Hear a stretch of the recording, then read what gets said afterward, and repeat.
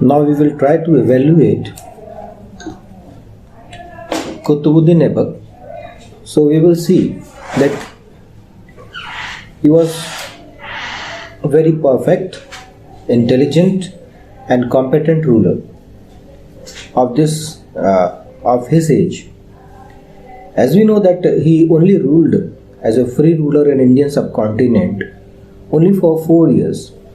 But in these 4 years, he proved that he was the founder of this particular new dynasty. And in this tenure, he started to restore his dynasty. Not only restored his dynasty, but he started to strengthen the position of Delhi Sultanate. And with that, he tried to expand his boundaries towards eastern regions of Indian subcontinent. And we will see here many historians who wrote about him. They wrote that Qutubuddin Aibuqe was a very competent ruler. Especially, we will quote here some statements of historians. So Dr. Habibullah, who always admiring his character, so he wrote that Qutubuddin Aibuqe contains courage of Turkish tribe and rulers, and he also practiced a very profound decency. Here we can see that Abul Fazl, who was a historian also in Mughal period, imposed some allegation that he was blood of the innocent people in Indian subcontinent, but he himself also praised him. He appreciated him that he was very competent ruler, and he performed many welfare works for the society. And he said that in his army there were many tribes. Even he also given opportunities to local tribes or Hindu tribes in his army also.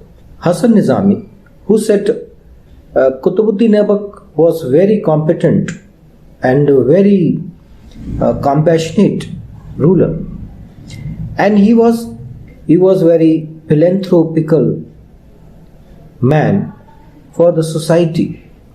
For this purpose, he was called Hatim Dutiya.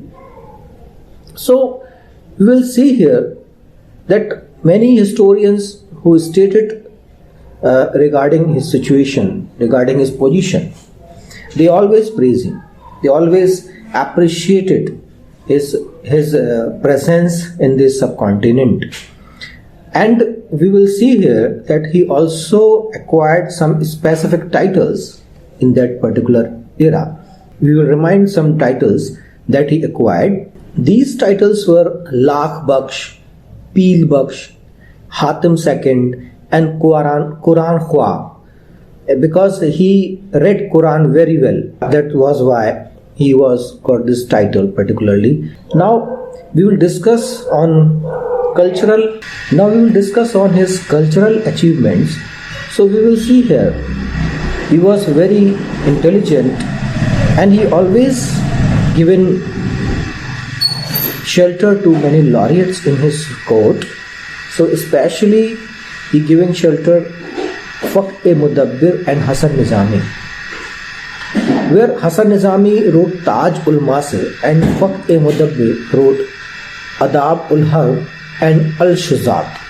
So these two literature were written by these two laureates.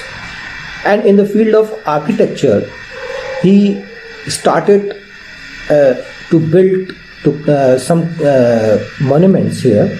So especially he built Delhi city. So he started to build Delhi city, and he started to develop this particular area, and he started to build some specific monuments in Delhi and Ajmer. In 1195 to 1199, he started his construction to build a Islamic architecture, a mosque in Delhi that was called Qutubuddin Islam, and it was very first monument in Indian subcontinent with the Islamic technique or Western technique in Indian subcontinent. And it was this building was situated, and now it is situated in the area where Prithviraj III built his capital Rai Pithoragarh. Now second mosque he started to construct in Ajmer, that is called Adai Din Ka Jhopda. These two constructions are especially constructed by him. And third construction he also started in 1199 AD. So it was in the memory of Sufi Saint Khwaja Qutubuddin Bakhtiar Kaki. This building was Qutub Minar.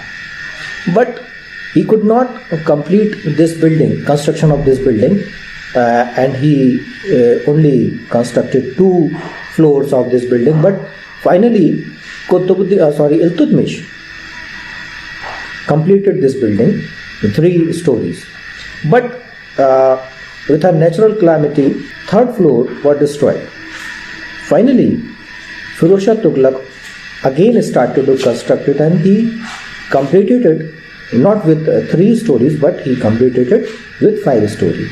So this particular building, monument, Qutub Minar, now contains 5 stories. So these are some construction that is started by Qutubuddin Aibuqe here in Indian subcontinent. So this was the story, and after his death, as we know, that some historians said another successor, they said that he was Aram Shah, who was the son of Qutubuddin Aibuqe, who was appointed by some leaders, Turkish leaders, as a new successor. But after some days, he was not competent. So after some days, some Turkish leader, they appointed Iltutmish, his son-in-law and actual successor of Qutubuddin Aibuqe.